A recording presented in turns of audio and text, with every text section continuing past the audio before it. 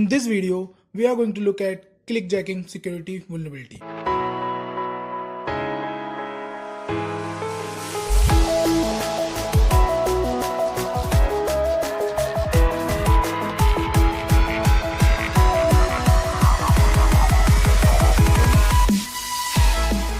So the outline of the video is: first, what is clickjacking?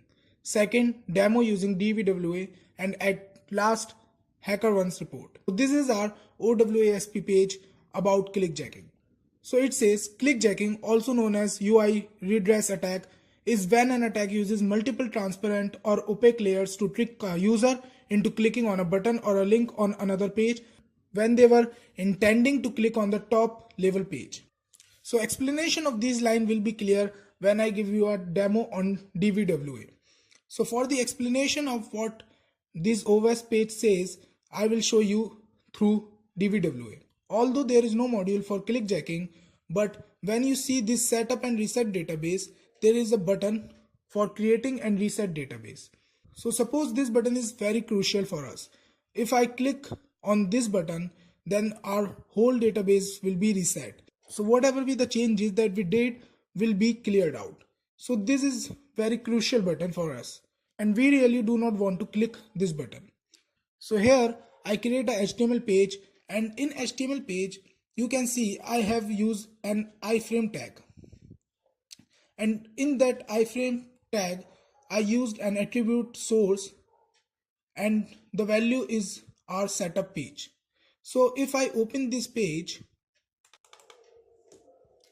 you can see this chance to win an iPod, this part. So there are two pages. The first page, the inner page, is DVWA page, and the outer page is my own crafted page. You can see here the another button which is click here.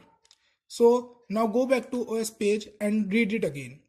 Clickjacking, also known as UI redress attack. So what we did, we redress the user interface. When an attacker uses multiple transparent or opaque layers, as you can see there are two layers. The first layer is of DVWA and the another layer is crafted, specially crafted layer. Now read it again. Clickjacking, also known as UI redress attack, when an attacker uses multiple transparent or opaque layer to trick a user into clicking on a button or link on another page when they were intending to click on the top level page. So this crafted page, chances to win an iPod, and the button here, this click here button. So this is our upper layer. The user intended to click on upper layer button, but he will be fooled to click the lower layer button, and this way he will be harmed. So this is the clickjacking attack. You can read on OWASP more about it. If you are a web application developer and you want to know how to defend against clickjacking, here it is. You can read about it here. Now let's see a demo. So this is our DVWA page. In this page we have a setup button. As I told you, so this button can be very harmful for us because whatever with the changes we did in database will be cleared out if I click this button. So what attacker did, he create his own page, and in that page he uses iframe, and in that iframe he loaded the setup page, and he also created a button which says click here. Using some CSS, what he will do, he will hide the upper layer button by changing the opacity. So this is CSS property, opacity, and what it is doing, it will change the opacity. It will make the lower layer transparent. Let's make it for 0.5 and see what are the effects. Let's refresh this page, and you can see it will get little transparent, not fully transparent. If we change opacity to 0, you will see there will be no lower layer. If I go up and I see chance to win an iPod, if I go down, there will be a button. As a user, I will think that it is a chance to win an iPod and I'll click the button. But I am getting fooled by the attacker, and the reset button will be clicked. This way our click get hijacked.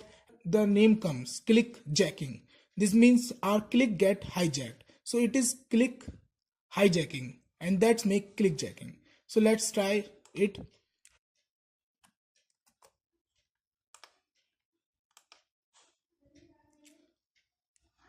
So as you can see, now I change it to 0.1.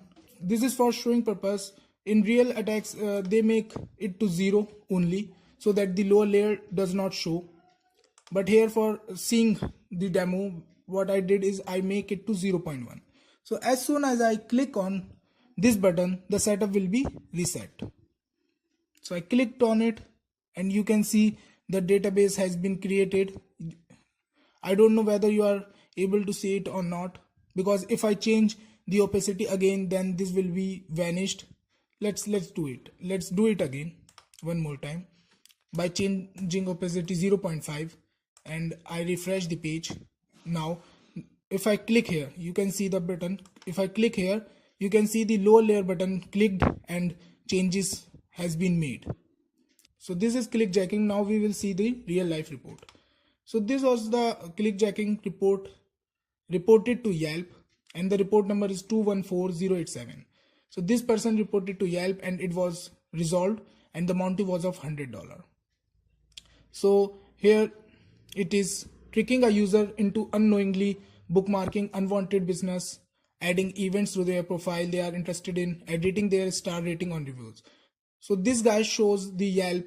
An attacker can trick a user into unknowingly click on the button and can be fooled to do these three things. And he was awarded with $100 bounty. The another important thing that I want to tell you is the clickjacking bug is not acceptable by every bug bounty program.